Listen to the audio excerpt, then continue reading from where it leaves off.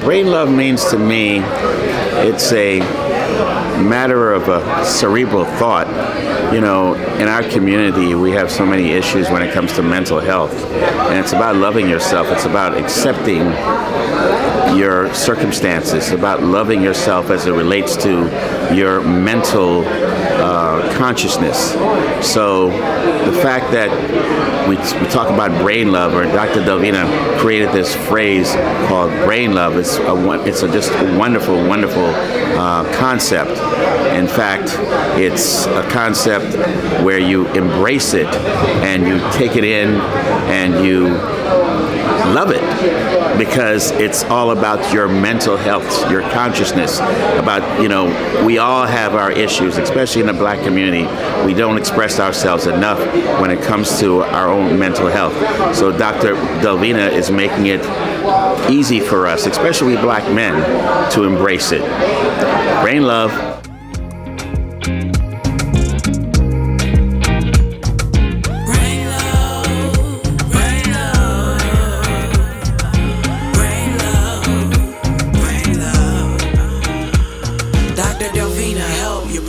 Really needs to be felt. Turn me on, don't make me feel on myself. Brain food, brain sleep, neurology health. Brain love on me. I need you to assess, diagnose, and treat. Reveal what's underneath. Some brain love will give me peace. Prescribe me some doc.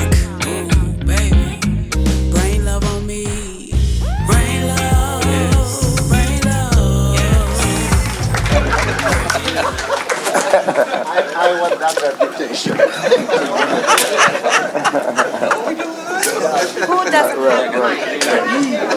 That's.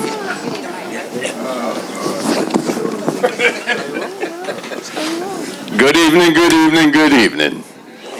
How we doing? Great. No. How we doing? Man, look what we got up here. We got some real men. Yeah. No, we got some real men up here. Let's give it up for the real men. So it's my pleasure to be the moderator tonight. This is our third series, so I'm excited. We're going to get right into it. As I mentioned the other day, we ain't going to be preaching up here tonight. We're going to keep this thing moving, because it's, 4, 3, 7. Yeah, okay. All right, let's jump right into it. So this section is called Speed Questions. Everyone will answer the question in 2 minutes or less. Starting from my right and going to my left. Titus, what is brain love to you? Is my mic? Yeah, there you go. Brain love to me is an excellent organization that helps people attach their feelings to their inner core. It connects people through family. It connects people through their community, and I love it. Still to Titus, and then we're going to move this right along. When did you accept and acknowledge mental health and wellness in your life? Mental health and wellness has always been something that was instilled in me since I was a child. So I've always had a healthy relationship with myself and with my mental balance. What are your favorite ways to deal with stress? Perspective. Perspective is the only way to deal with stress. We create our own stress. Nothing is inherently stressful. It's what we decide to make it. You know, I've been in situations of war and it wasn't stressful, you know, because it's perspective, you know. So how you decide to deal with things, how do you decide to view things, you know, is like they say, it's not the weight, it's how you carry it. Okay, moving down the line, same questions. Yes, sir. What is brain love to you? Brain love to me is a concept that is consistent with the belief of self-awareness, self-care. Simple as that, just being self-aware. When did you accept and acknowledge mental health and wellness in your life? I think I came to acknowledge it or appreciate it from the moment I realized that other people were depending on me, which was my wife and my children. And what are your favorite ways to deal with stress? Similar to what Titus is saying, I think it's all perspective. For me, You know, I actually do the exact opposite. Some people it's cycling, some people it's lifting weights, some people it's athletic activity. I thought that was a way to deal with stress, but I find oftentimes when I'm in a stressful moment or I'm experiencing a stressful event, when I pull away and I have some form of self-reflection and quiet around me, I think I deal with stress better in that situation. No. Okay. What does brain love to you? So brain love to me is the culmination of mind, body, and soul, and putting those three elements at the forefront, because those make or break everybody in this room. I think it's important that we focus on those and pour the healthy habits that we have in our lives to build up these three elements, right? Because mind, body, and soul is all we got. So I think the focus on those three elements is kind of like the culmination of us starting to get better. When did you accept and acknowledge mental health and wellness in your life? Early on, my mom and dad used to watch the news all the time, and early on, I realized there's some crazy people in the world. There's some crazy people in the world, and every day we see things on TV and people snap, and it just gets me to the understanding that you really don't know what other people are going through. So you got to be mindful. You got to be always on your what they say, almost like hyper vigilant. You always got to watch your six, because you don't know what anybody else is going through. So that's when mental health started to become really, really rampant to me early on. And what are your favorite ways to deal with stress? Coping skills. My coping skills are working out, watching TV, but healthy things, exercising. But I agree with these two gentlemen. It's really about perspective over perception. I think once you really change the way you look at things, your relationship to it, how close you're tied to it, once you're able to create some distance between that, then you can change your perspective on it. Things are not really as bad as what they seem. Headed towards my left, what is brain love to you? When I think about brain love, I think about therapy. I think about being able to self-actualize and try to figure out, the concept of therapy and how it impacts you and how it affects you. And when did you accept and acknowledge mental health and wellness in your life? Well, I think that from the time I was able to put words together and express myself, I've always realized that there was mental health issues out there in the world. So I think for a better part of my life, I've realized and accepted that mental health is an issue that the world needs to deal with and talk about it and try to solve it. And your favorite ways to deal with stress? Well, like you, I have never thought I was, but I'm a gardener. And there's nothing more that I like than being in the garden and putting my hands in the dirt. Instead of using a spade, I use my hands. And there's something about putting your hands in the dirt and planting a flower or planting a plant. There's something about it. Maybe it doesn't work for a lot of people.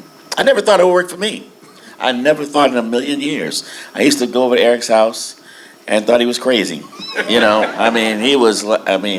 Anybody been to his house knows that he's the Central Park. It's his biggest Central Park. And I'm like, man, you're gonna kill yourself. My lawn is not nearly as big as his, but it's real. You're 2 minutes up. So, Doc, I'm gonna shuffle the cards a little. When did you accept and acknowledge mental health and wellness in your life? Well, I have family members who are affected by various mental conditions, in particular schizophrenia. So I lost a nephew about a decade ago in a schizophrenic crisis, and he called the police on himself and ended up getting shot more than 30 times, even though he was unarmed.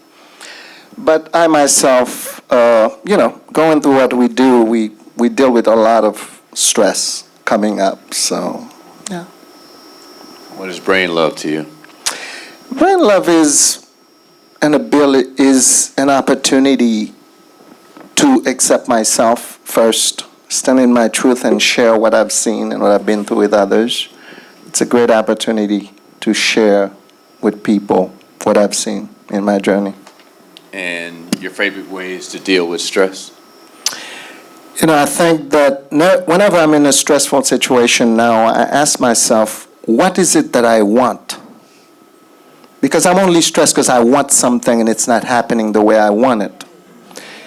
The reality is I realize I'm out to control something that is outside of my control. That is why I'm stressed. So I have to ask myself, how much do I want this rabbit? How much will it matter to me? And what will the outcome do to me? So it's either I accept the worst outcome as it may come because I don't control it, or I let it go and walk away, which I'm more than willing to do for most things now. I aim to do nothing if I don't want to. So I'm ready to cut bait and walk and say, you know what, whatever it is you think I want from you, I don't want it. Brain love to me is a person who's the owner of a PC, PC being the brain, a personal computer, and I'm the owner of that computer, and I need to make sure that I maintain it. And who is the I? It is the soul, the real consciousness, the real us. And so I take care of my brain just as I would my heart or any other vital organ. And when did you accept and acknowledge mental health and wellness in your life? Like Dr. Lando, it hit my family at a very young age. In our case, it was bipolar with some immediate family members. So I had to learn about Baker Acts pretty early, way before I got into the field. Wow. And your favorite way to deal with stress? The game of pool. Mr. Diggs. Yes, sir. When did you accept and acknowledge mental health and wellness in your life? When I watched my child die, I lost my mind, and I realized that I had a son I needed to live for. And for whatever reason, I pulled myself up off of that floor, and it changed me forever. And what does brain love mean to you?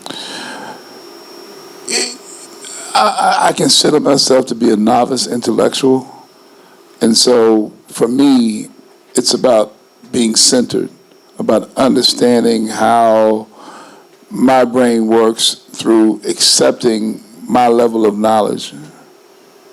And what are your favorite ways to deal with stress? That's easy. Jazz, cigars, and scotch or wine. And hitting a golf ball. Don't leave that one out. Yeah, but I gotta have jazz. I gotta have a cigar, and then I can play golf. So this question is for anyone on the panel. Remember, let's keep it tight. For young men who do not have a relationship with their father, as a father, what do you recommend to develop that relationship? This is for anyone. I think you need to observe someone who is where you want to go and approach that person humbly and tell them, I want to be you. Now show me the way. I'd like to say forgiveness. For many years, I did not have a relationship with my father. And it wasn't until probably I was in my 40s that we came together. And I had to forgive him for a lot of things. And I'm glad I did that because now we're closer than ever. So this is for Sonny. For men, young men considering suicide, why should they pursue life and push aside the suicidal thoughts? Well, I think it starts off with what we heard mentioned earlier on the panel, and that is perspective.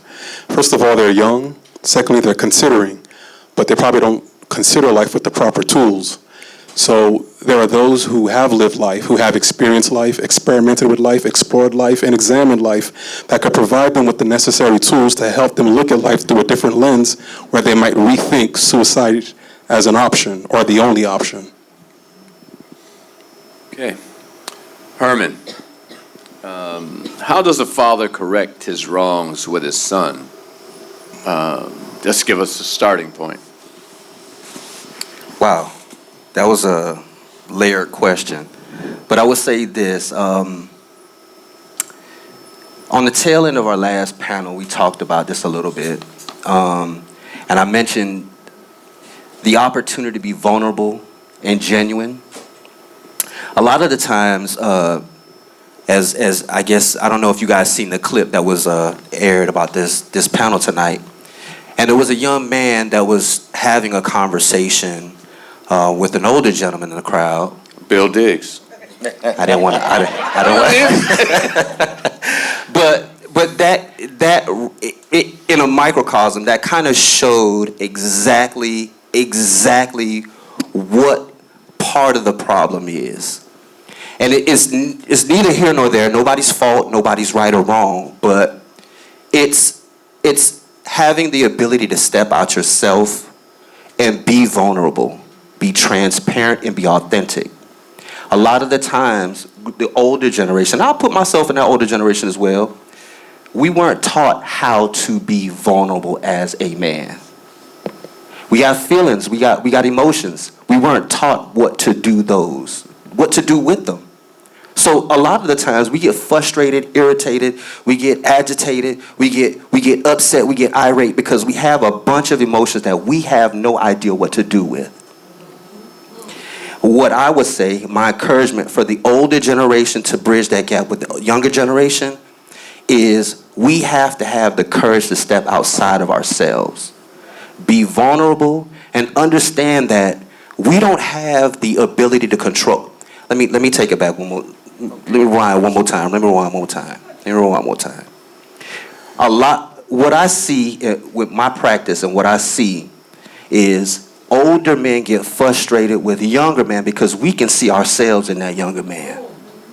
And we want them to walk in the ways that we know it provides to be successful. But everybody's journey is different. Everybody's path is different. I think once we be humble, I know you don't like that word. I know you don't like that word, humbleness. I know you don't like that word. But if we could develop some type of humility, be vulnerable, transparent, and feel safe with doing it, I think if we can model that to the younger generation, I think that's where it starts.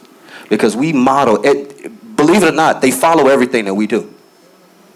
And if we get irate, what do you think the next generation is going to do? If we get frustrated, what we expect them to do? So we have to take the lead, be vulnerable, be transparent, be authentic, and be open to whatever kind of communication that is able to build that gap between the older and the younger generation. This question is for Alex. You are on the panel because oftentimes people who suffer from anxiety or sadness manifest physical symptoms. So many, but especially in GI. How does anxiety and depression show up for a PCP and more specifically for a GI doctor? Excellent question. I think that, the gut and the brain are pretty much, I won't call them brothers, but at least cousins for sure. Almost every emotion you go through has an effect on your gut. Most commonly, we're all familiar with, this uneasiness.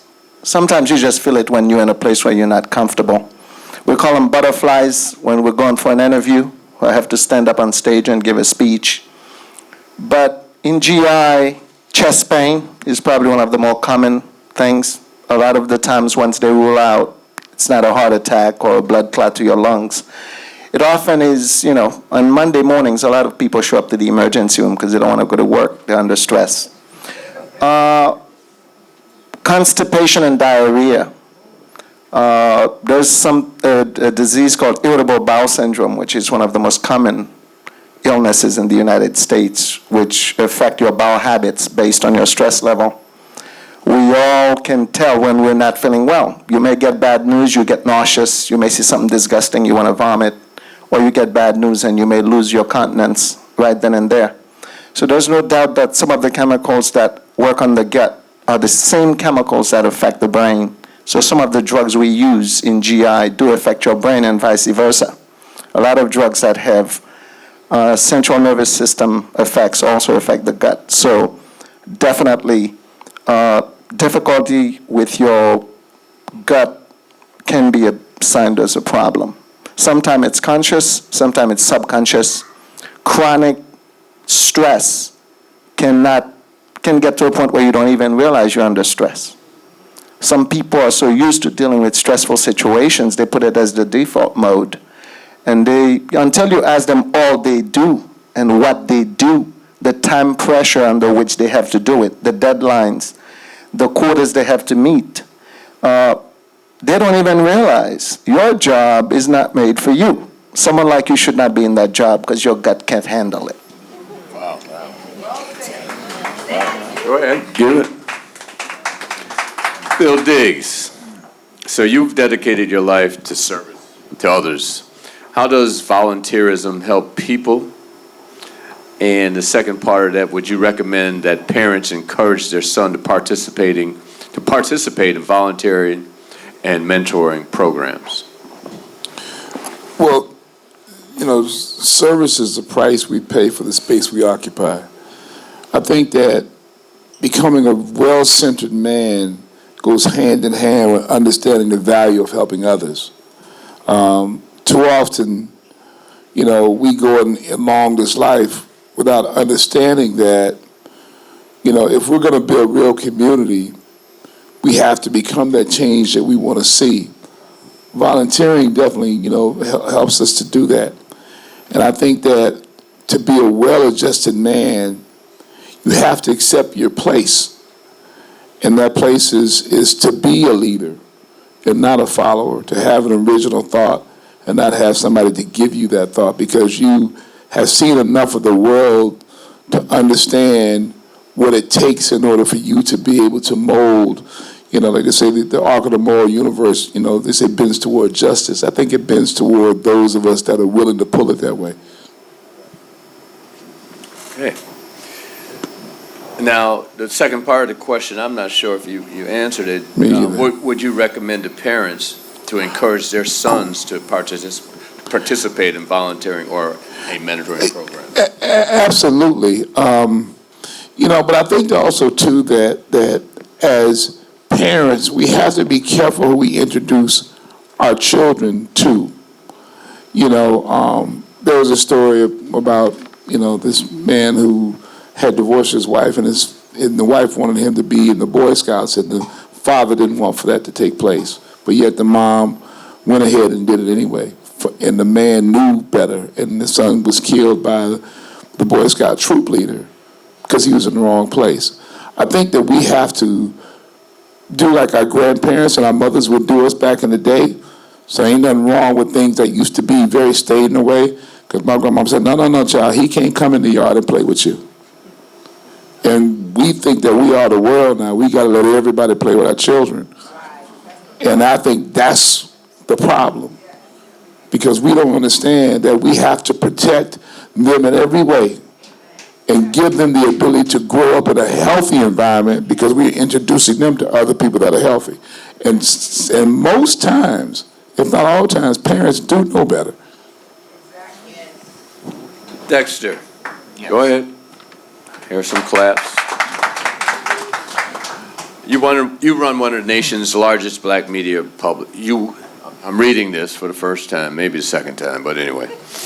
You run one of the nation's largest black media publishers. It says run. Okay.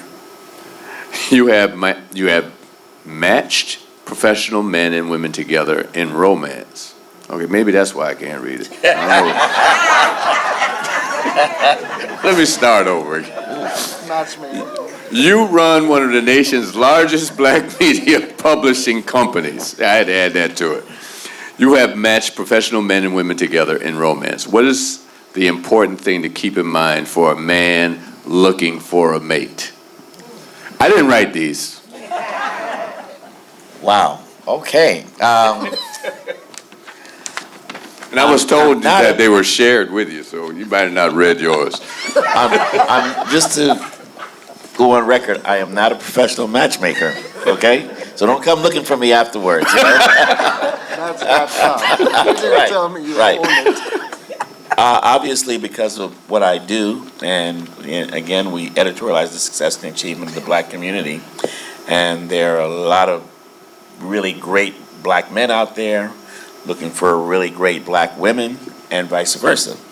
So if I'm having an event or reception or something of that nature, it just naturally happens, you know. But to answer your question specifically, outside of the initial physical attraction that someone may have, and I think we're all very mature, we're all mature men, and I know, even though I've got a beautiful wife, it wasn't her physical appearance that attracted me to her, it was her mind. And that's what it's all about. You know, when I was 21, running around a 30-inch waist and, ripped and had a six-pack and all that type of stuff in college, yeah, you know what? She had to be fine. But you know what? Those days are long gone. I ain't interested in, just because you're good looking. And I think, everyone on this panel could probably say the same thing. So it's about who you are and what you've got to offer. And, your priorities change based upon where you are in life. Certainly, if you're at the, in your mid to late years of your life, you're looking for companionship. You're looking for a lot of things that you probably did not look for when you were younger. Thank you. Okay. I would say, Attorney Pryor, someone has a few legal indiscretions. What can they do to increase the likelihood of blending back into or back in with society? And what resources exist to assist them? Yeah, that's an age-old question in the criminal justice system. It's a problem. We have a criminal justice system that penalizes people, and they can't shake themselves of that stigma or that stink, if you will, that's been placed upon them. Because if they made a mistake or they made 2 mistakes, 3 mistakes, and we have a criminal justice system that has failed to address those issues, or we have institutions in this country that failed to address those issues, and then because we failed to address those issues, they commit crimes, and then everybody looks at them and say, well, why weren't you adjusted, right? And then you have that element, or you have that saying that we have that we call in the criminal justice system that vicious cycle. And so that has been a goal of mine when I was a prosecutor, just an assistant state attorney. I wanted to be a part of a system to try to reform it, to change it, to reimagine how we deal with people, how we deal with punitiveness in the criminal justice system, but also add a restorative justice aspect to it. And so there are resources out there, but we all operate in our own silos. I created programs to help people for economic empowerment, because what I find is, and when you speak to anyone that's ever been to prison, you speak to any one of my family members, one of my brothers, anyone that's been in the prison system, it's how do I get reacclimated to society once I get back in, right? And so I've right now just started a pilot program where we actually know when someone is going to be released from prison, right? We all know it. The Department of Corrections has your date, and you have to provide them an address where you're going to end up, right? And so we just started a program proactively where we went to one of the cities and we reached out to one of the city commissioners, and we saw the highest rate of people that were being re-released into society and what cities they were going to in Broward County.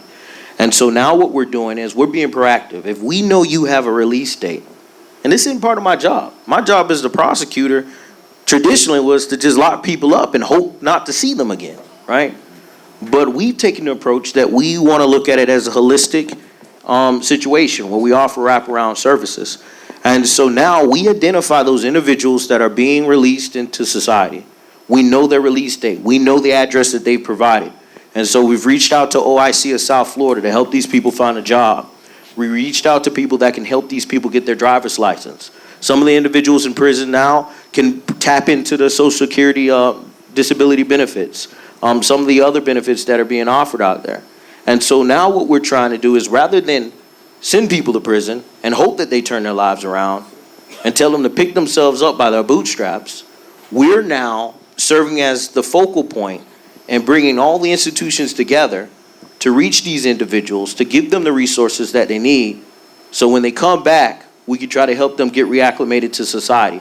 Because when you give someone a sense of pride, when you give someone a sense of hope, their likelihood to reoffend, their ability to come into society and feel acclimated, to have a pick-me-up, to feel that they're part of society, it goes up substantially. And so that's always been a goal of mine. And there's so many services out there. OIC of South Florida, Broward College offers programs. So many nonprofits, churches out there. It's just we, and many of you out there, many of us that are connected, we need to come together and have those discussions, to not operate in our own silos, to understand that we have to be proactive to help these individuals. Dexter, I had a question for you. Yeah, several years ago, I was at a restaurant, and I saw a corrections officer, and it was from Miami-Dade, and said, Department of Corrections and Rehabilitation. And I never thought about corrections as being rehabilitation. So I asked this woman, it was a woman, and I said, corrections and rehabilitation? How are you doing? She says, it's called job security. And I said, job security? What do you mean? She goes, the rehab, hey, when we do too much rehab, we're not going to have a job. So that I was never so appalled. I mean, I really was speechless. Right.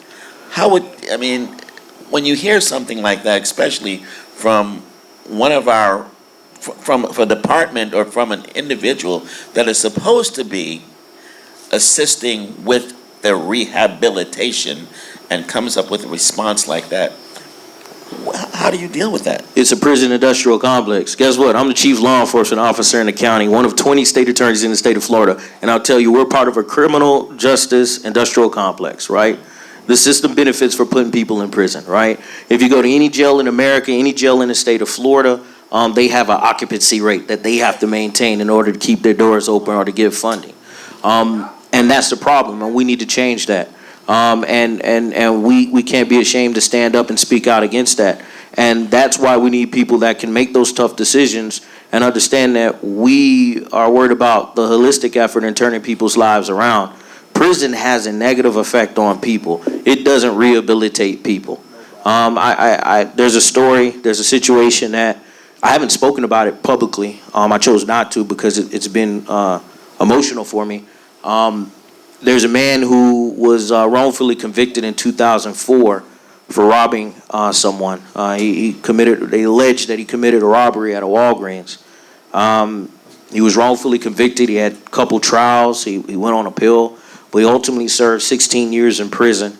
And my office exonerated him. We had him released because at the time of the alleged robbery, he was on his way to work and he stopped by the ATM. So while this robbery was occurring, he was nowhere near that location, which was miles away. And he also had the ATM receipt. And no one would believe him. And he was in construction. He had the work site coordinator testify and attest to, and the co-workers attest to, that he was here on time on that particular day. And during that alleged robbery, he wasn't there. The man was found guilty. He was sentenced to life in prison. He served 16 years in prison, and I created a conviction review unit where if you feel that you've been wrongfully convicted, you can come to our office and we'll review it. And so we reviewed it and we looked at it and we let him free. So that happened in 2019. It gets worse. So that happened in 2019. He was released. He was living a good life. And then ultimately I was able to go to the legislature and we convinced the legislature to issue a crimes compensation bill. So he was compensated for every year that he was wrongfully in prison. Bill, you look like you wanted to respond. And then last month, he was murdered in Georgia. He was murdered in Georgia by a Georgia police officer. He was leaving Jacksonville, leaving his mother's home. He had spent the weekend at his mother's home, and he was heading back 7:30 that morning back to his home that he had bought, his first home that he had bought with his crime compensation money that was signed by the governor. The house had just been closed, and he was stopped for speeding, and he was tased, and he was shot and killed. That's right. And I remember my reaction when it happened. And if you know my story, I had family members who were brutally murdered, family members who were in and out of the criminal justice system. And my first response was, damn, the criminal justice system got him. They finally got him.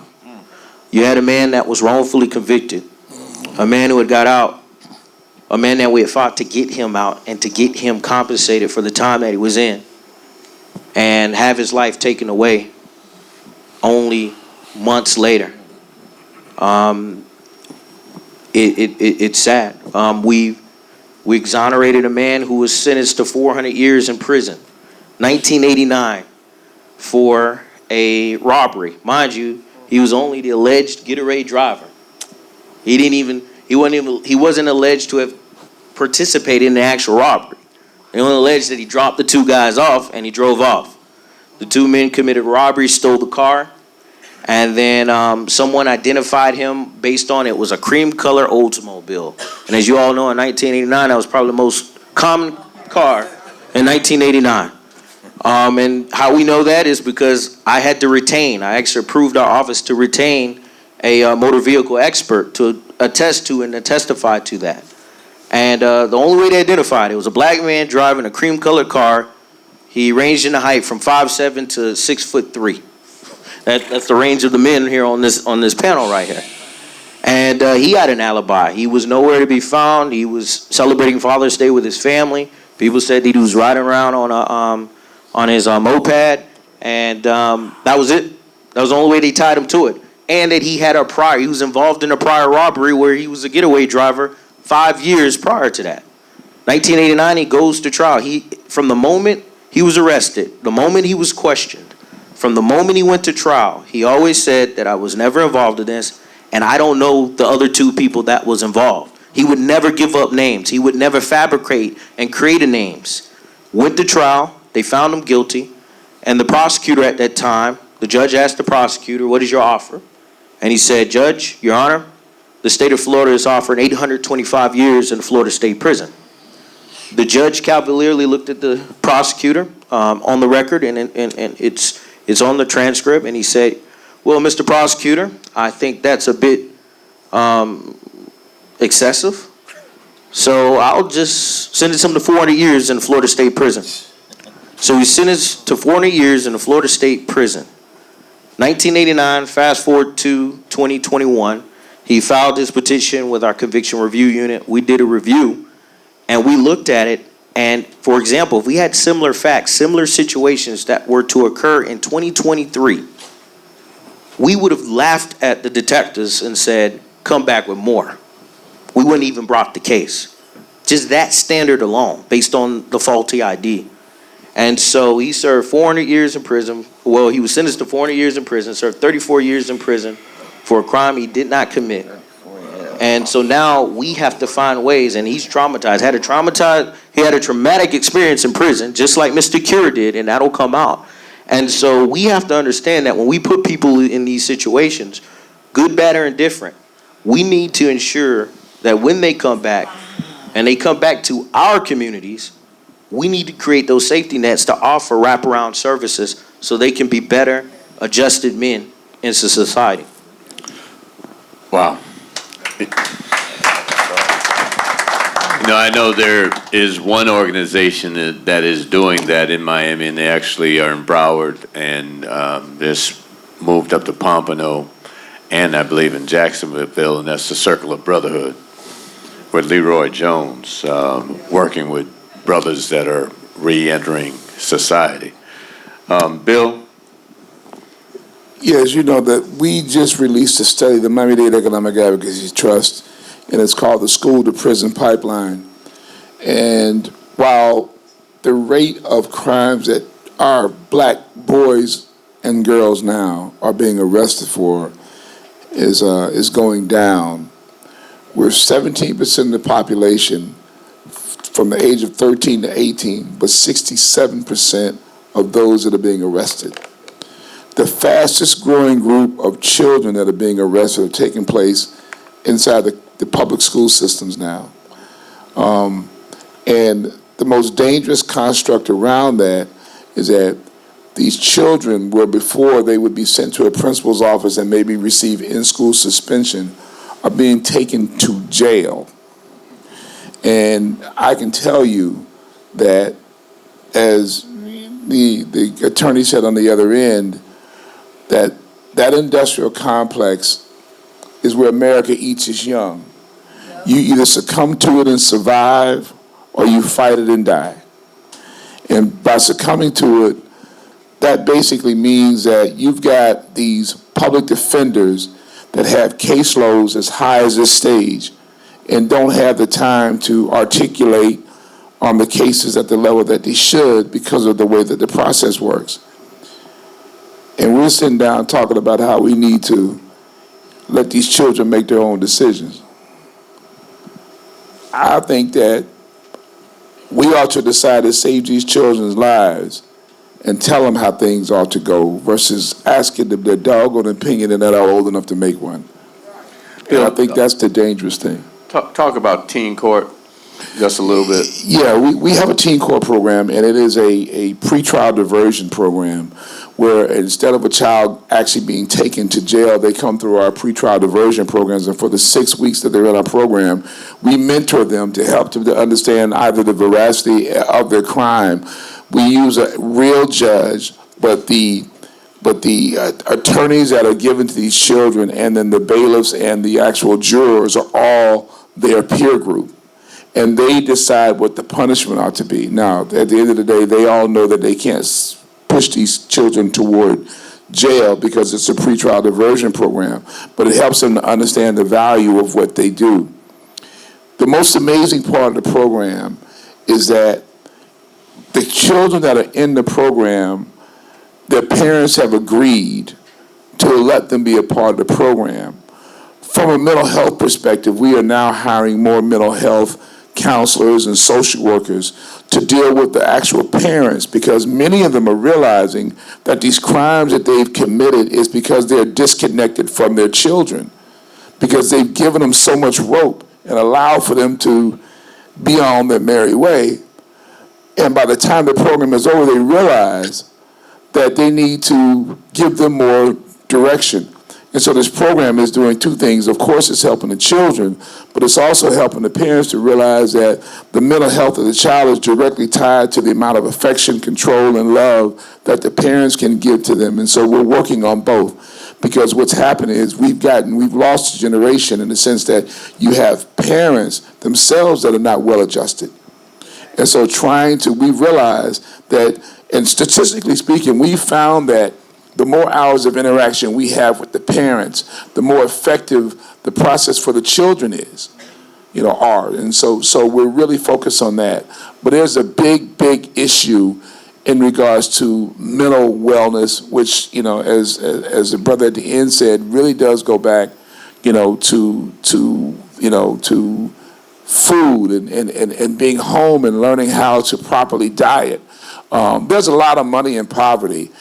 Children that are obese eat less healthy food, and consequently, their brain cells, generate differently, and consequently, there's a big issue with overweight children and their ability to act out. It's an amazing process that we're beginning to learn. Yeah. So again, I didn't write these questions. So man, this is like 360. We're going. Eric, just ask the question. Yeah, Eric, ask the question. Ask my question. This is a question to the entire panel. It ain't like that. How do young men navigate the dating scene? What are some of the things to keep in mind? Let's open up to the panel. Young men Young men. navigating the dating scene. Yes. Learning How do young men learning navigate? from old men. Come on, help me out now. You heard it back there. Ask the question. I'm looking for some answers. Or you can talk about how older men navigate the dating scene, the guys who are still single and dating and not married. Well, don't look like they want to jump on this one.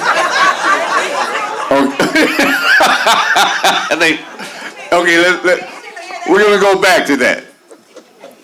What should women who are single and dating do to attract the right man?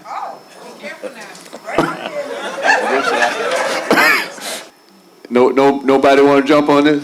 I mean, the first question. Now we got some. Go ahead. I'll just say the first question. I think for me, for men, I'll go to the first question. Quick answer. So for young men, I think you need to first just make sure that you're established, make sure that you've taken care of yourself in the sense that one, you're financially stable, one, that you're mentally stable, because one thing you learn is it goes to just the concept of don't take a woman to a date if you can't cover the meal, right? I don't think that's what we're talking about. Right. Well, we're going to get there. Right. But I'm going to the first one because I felt bad that we didn't address it. But I just think, but to answer the question, I think young men getting into the dating scene, I think you should first focus on, before you get into the dating scene, making sure that you preserve and make sure that yourself is put together, rather than expecting so much from a mate or a woman when you're not up to par. That's my comment on that. Titus, I saw you were jumping in there. No, I was gonna, with regards to young ladies getting into the dating scene. Okay, go ahead. My daughter is 28, and I had a conversation with my daughter about dating. And quick story, I told her, I said, have you ever seen an advertisement for Ruth Chris's chocolate mousse cake? And she said, no. She said, I didn't realize they have one. I said, yes, and it's delectable. However, they don't advertise their chocolate mousse cake. They advertise the filet mignon because that's what they want to be known for. If you're constantly on the internet and every picture you take, you advertise in a certain thing, you cannot be upset when they show up to your Ruth Chris and book a table of 12 and they order chocolate mousse cake, because that's what you showed them was the most valuable thing you had to offer. Okay? So now, that doesn't happen at Ruth Chris, because when they book a table for 12, you're coming in for their filet mignon, their prime rib, or something like that. And you may also have some of the chocolate mousse cake because it's there, but that's not what they want to be known for. And so you have to be very careful as a young lady, but also as a young man. When you're in the dating scene, what you want to be known for, you have to have standards, you have to have a line, and we're all adults, right? But you have to be very mindful, especially in this day and age, that image that you put out there. Because whatever you put out there is how you're going to be sold and or classified, all right? And so yes, you're free to do whatever you want to do, but you're not free from the consequences of what you do. 100. I'm asking the questions, Delvina. Who pays for the first date? The person who asked. No, I really believe that, as someone said to me, don't start something you can't finish. And I think that there are roles that a man should play and a woman should play. And I think that you ought to ask a woman out and you should pay for the meal. You should take her to somewhere that you can afford and then pay for the meal. But I also ought to expect that when I open up the door to the car and let you in, you need to reach across and open the door for me from the inside. Because you need to be... School. Yeah, right. I mean, because listen, if we don't set expectations, there won't be any. And I think it's very important for us to understand that there's nothing wrong with understanding that, that if someone comes in the house and you hear a noise, I shouldn't look at my wife and say, which one of us gonna get up? For real. Right? I'm gonna get up. And if she don't expect me to get up, then we got a problem. Something wrong. Right? And so many times we do this role swap until it gets crucial. And then we want to have these roles. And I keep saying that our job is to raise men, to raise a man, to have him to understand that you must be a man at all costs, and to make sure that my daughter knows that she must be a woman at all costs, and to have particular limits and requirements for the man that she wants to date. I think that we get it all messed up, and then we expect for everything to go right when someone approaches my wife and says, hey, baby, blah, blah, blah, blah, blah. And she's scared and she's nervous. And she shouldn't have to look at me and figure out what I'm going to do. She ought to understand what I'm going to do, because I'm going to protect her. Absolutely. The last question that Dr. Delvina has. What is a place for a recommended first date? Cheesecake Factory. Where'd you get that from? Go ahead, Titus. What's your recommendation? I don't think that anyone has the right to demand that I take them anywhere that they have not gone by themselves and paid for a dinner for themselves by themselves. If I decide to take you out, right, that is based on my liking and my budget. Now, I will consider you, definitely, but you cannot demand from me that I take you somewhere, right, that you haven't even taken yourself. Absolutely. Now, if I do decide to take you to a nice place, first of all, are you more concerned about how much money I'm going to spend, or are you more concerned about getting to know me, right? Because, and that's that new age, for lack of a better word, BS that's out there right now. You took the words out of my mouth. You took the words out of my mouth. That's that new That's why I asked if they were 18 and older. But the thing is that people get on social media and it used to be that you had one stupid person in a town. But with social media now, all the stupid people can now form a big town on social media and just start sharing ideas. And the thing about, the more you encourage stupid grows, okay? And then unrealistic and just outlandish stuff. Like, how dare you put a number of $300 on a date, right? Are you there just to see how much money I'm willing to spend, or do you want to get to know me? And if you're somebody that actually wants to be my wife, right, I would think one of the first qualifications is how careful you are of how I spend my money. Absolutely. Because if you won't protect my money, then I can't have you having access to that. Well, the whole thing about social media and this whole thing, which one is it?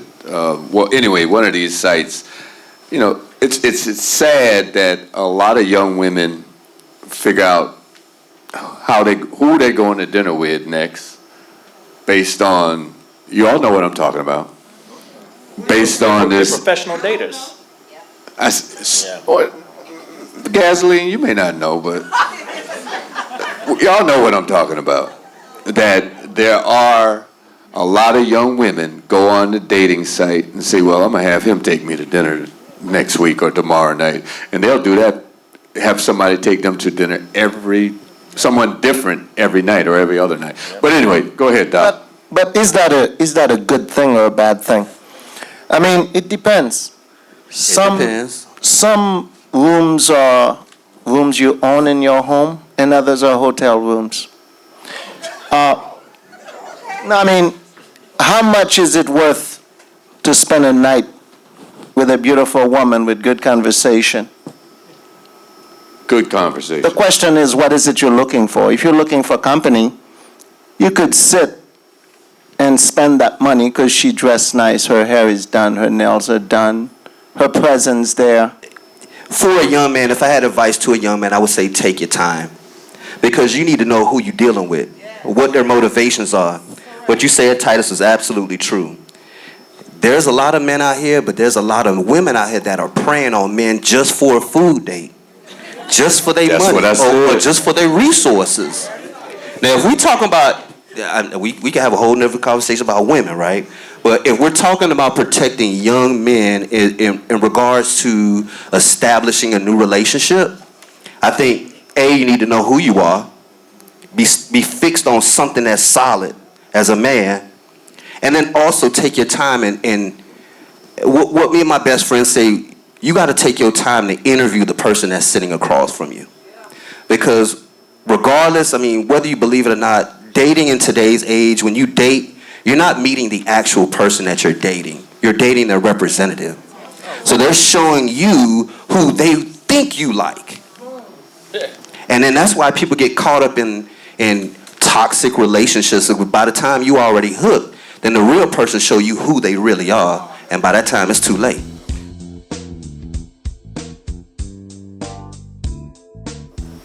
Enjoyed the panel, all the discussion so far, man. It's been very helpful for me and very productive, I think. My question is, we just got to talking about how do men prepare our young men, how the older men prepare younger men for dating, okay, and the answers were really good. My question is, how do we prepare our young men for not just dating, but how do we spiritually prepare our young men for the future life that they're going to have to contend with when they get old enough to to leave home and enter into the real world? I have a grandson, and he had just turned 13. I've been in his life since he was born. His father hasn't been in his life, but I've been trying to be, fulfill the role of the father as much as possible. So I've gone with him to the football field. I see the men and the grandfathers at the football field. I look on the corners, I see the men and grandfathers on the corner. And young men, they observe us on the corners, drinking, selling drugs, doing our thing on the corner. They're going down to the clubs, even at a young age now. They're getting their identification changed, and they can get in there now at 16. I've been doing it, right? So my question is, how do we prepare, again, our young men to be prepared spiritually to deal with all of the challenges that they're going to have to deal with when it comes to that age to step out in that real world? So I took my son home. He had to be 7 years old. And I was raised in the church. My father was a deacon forever. And my father said, "Boy, do you pray with him?" I said, "Yeah, Daddy, we pray." He said, "Okay, we'll bring him in here. I'm getting ready to go to bed." So he brought him in the room, and he told Drew, he said, "Get ready for prayer." And Drew jumped in the bed and laid down, put his head on the pillow. And he said, "What you doing?" It's my father. He said, "Get your little ass down here and get on your knees." And it blew my mind because I realized that when I used to pray for my son, he would be in the bed and it was almost like a story. And I realized that I had not showed him fervent prayer, how to get on his knees next to me and watch me pray. And then I began to understand that the nuances of life I had to get him ready for. And so now I'm clear that he knows how to pray and he knows his prayer. Sometimes we call them audible because we think that's the right thing for our child. not realizing that we're not giving him the manna that we had because we've altered the message. But he's still born with the same amount of DNA, fingers and toes, eyes that look like mine. But we think they've changed. They haven't changed, we have. And we've allowed this world to around them. So when you ask about his spiritual life, if he is in church, because that's where you are, then still encourage that. When we play football, we used to pray. You know, Eric and some of us as friends this weekend, we went away for his birthday. And we sat at the dining room table and we held hands and we prayed. Because that's who we are. I think that the grand mistake we made is expecting our children to be different and then allowing for them to be different, and we ain't different. There's a dangerous construct when we create the environment that makes the behavior that we in our gut know we don't like, and we want to accept them for that.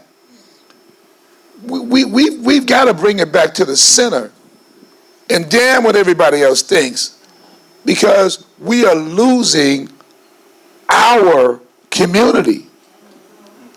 Because we are allowing for these roles to be defined by children who don't understand their own way. I mean, you know, my grandmother had my father when she was 14 years old.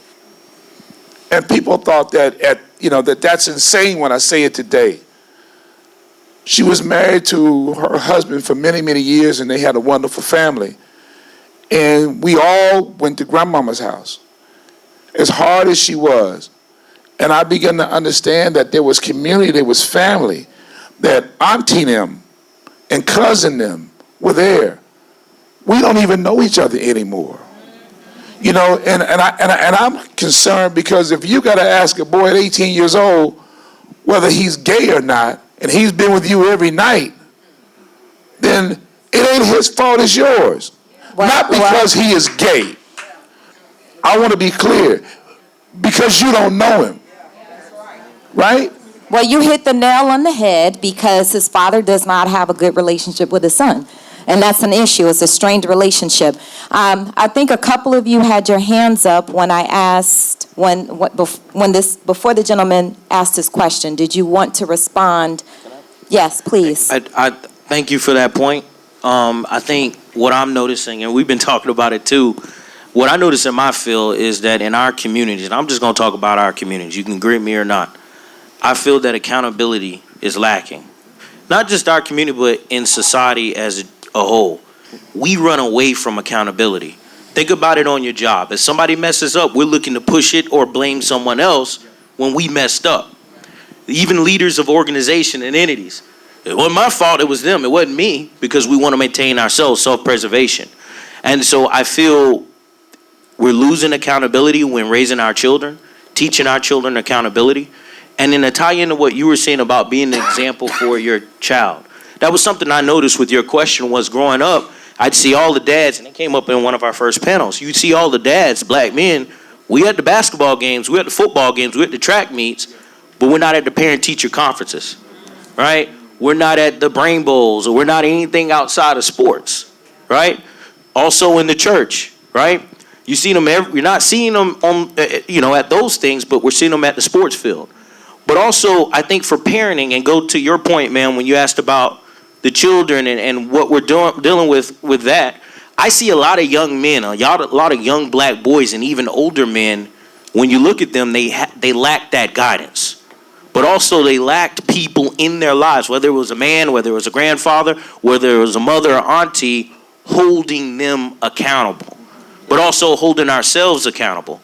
And as a father, what I noticed with my son, and I started doing this up until last year, when my wife and I would get in an argument, and I would do something that was disrespectful, or maybe I raised my voice, or I said something, and he may have been there, right? I would always apologize to my wife. I always do. But if he saw that, I wanted to make sure that he witnessed me apologize to my wife. and acknowledge that I was wrong. And then also with my son, what I've noticed too, and which we started up, probably up until 6 months ago, is the whole spirituality aspect of it, right? He only would see us pray at church. But now what I do is if I'm having a hard time or something happens, I want him and my little daughter to see me pray, see his mother pray. Or when there's a good situation going on, they need to see us pray, right? Acknowledging God in those situations. And so my point is, in order to raise well-adjusted children in every aspect of it, even in sports, sportsmanship, even in school, being a good citizen, listening to your teachers, they need to see us being an example. And so for the moms raising boys, you babying these boys, you not holding them accountable, you're not doing anything for them, right? Yeah. Or holding the birth father. Or holding them accountable, right? I don't care what you feel about that man, but you need to make sure that child, if he was the person that you loved enough to lay down with, he is the father of your child. How dare you, because of some money, decide that you're going to withhold that child from him? Shame on you. Doc. Yeah.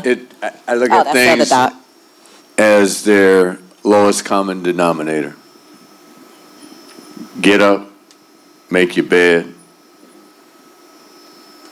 Saturdays, it's time to clean the house, wash the dishes. And, the thing that we say about women raising sons, those of you who are easy on your boys are not raising men, period. And washing dishes is not for sissies. Cleaning the house, that's where it begins. Discipline. When Titus talks about discipline, it's about doing those things that you have to learn to do in order to matriculate through life. How can you tell somebody or show somebody how to do something if you didn't learn how to do it? So we have to do better. We're failing our sons by not having them do those things. All right.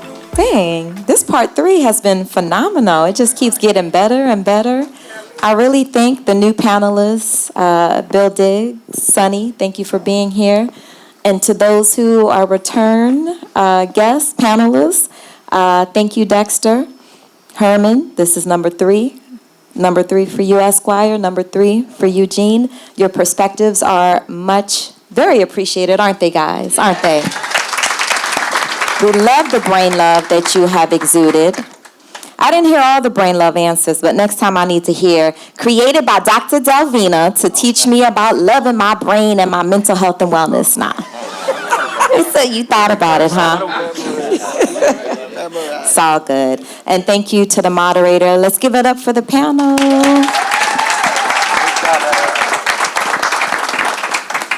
All right, I think we're closing. Lights up.